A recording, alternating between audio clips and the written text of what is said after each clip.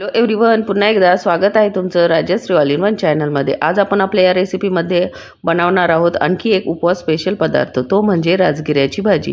ही भाजी चवीला अगदी मेथीच्या भाजीप्रमाणे लागते आणि आजकाल तर नवरात्राच्या दिवसामध्ये ही भाजी मार्केटमध्ये सहज उपलब्ध होते। तुम्ही ही भाजी नक्की बनवून बघा। याआधीही आपण आपल्या या चॅनलवर उपवासाचे अनेक पदार्थ हे अपलोड केलेले आहे, जसे की उपवासाची इडली, आप्पे, उपवासाची भाकरी, ते तुम्ही डिस्क्रिप्शन बॉक्समध्ये बघू शकता। चला तर मग ही भाजी कशी बनवायची ते आज आपण आपल्या या व्हिडिओमध्ये बघूया। हे बघा, इथे मी अगदी फ्रेश अशी राजगिऱ्याची भाजी घेतलेली आहे आणि ती मी निवडून घेतलेली आहे। तुम्ही ही भाजी अशीही बनवू शकता किंवा ही भाजी थोडीशी चिरूनही घेऊ शकता। आता आपण ही भाजी स्वच्छ अशी धुवून घेऊया। 2 पाण्याने आपल्याला ही भाजी धुवून घ्यायची आहे।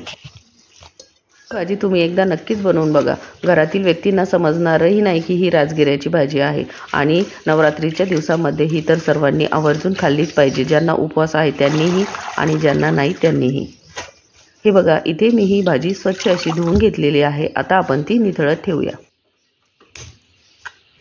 आता मी गॅसवर कढई गरम करण्यास ठेवलेली आहे आणि यामध्ये आता आपण उपवासाचे शेंगदाणा तेल टाकून घेऊया।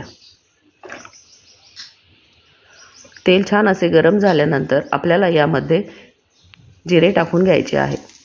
कढईमध्ये जिरे फुटल्यानंतरच आपल्याला ही भाजी टाकून घ्यायची आहे। अगदी कडकडीत अशा फोडणीमध्ये आपल्याला ही भाजी टाकून घ्यायची आहे। आता ही भाजी आपण या तेलामध्ये छान अशी फ्राय करून घेऊया।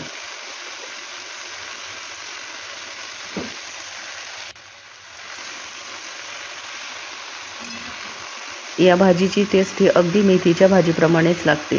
ज्याप्रमाणे आपण मेथीची भाजी सुकी भाजी बनवतो त्याच प्रकारे आपल्याला ही भाजी बनवायची आहे।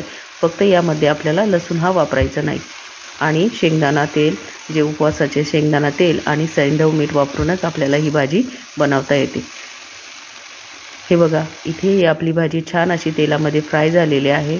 आता यामध्ये मी 4-5 हिरव्या मिरच्या या मिक्सरला वाटून घेतलेल्या आहे, त्या मी यामध्ये टाकून घेतलेले आहे। तुम्ही हा मिरचीचा ठेचा जिरे टाकल्यानंतर तेलामध्येही फ्राय करून घेऊ शकता किंवा या अशा प्रकारे नंतरही टाकू शकता।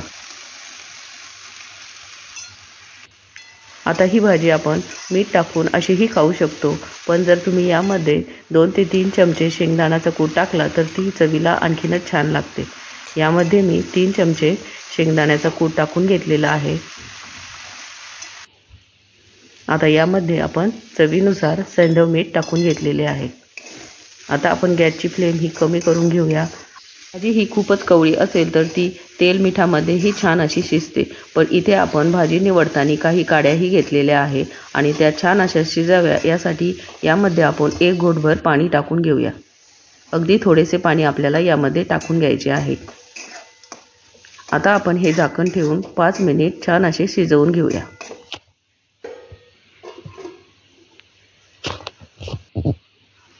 हे बघा, 5 मिनिट झालेली आहे आणि तुम्ही बघू शकता आपली ही राजगिऱ्याची अगदी मेथीच्या भाजीप्रमाणे दिसणारी भाजी ही तयार झालेली आहे। आता आपण ती प्लेटमध्ये काढूया। गरमागरम झणझणीत अशी ही राजगिऱ्याची भाजी तुम्ही भगरीच्या भाकरीबरोबर खाऊ शकता। चवीला खूप छान लागते आणि ज्यांना उपवास नाही ते इतर भाकरींबरोबर जसे की ज्वारीची, बाजरीची किंवा पोळीबरोबरही खाऊ शकता। हे बघा, इथे आपली ही भाजी छान अशी शिजलेली आहे।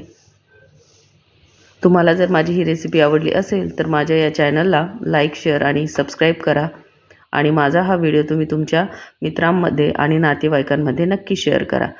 माझा हा व्हिडिओ अगदी पूर्ण बघितल्याबद्दल तुम्हा सर्वांचे मनापासून धन्यवाद। पुन्हा भेटूया अशाच एका झणझणीत चमचमीत रेसिपीमध्ये।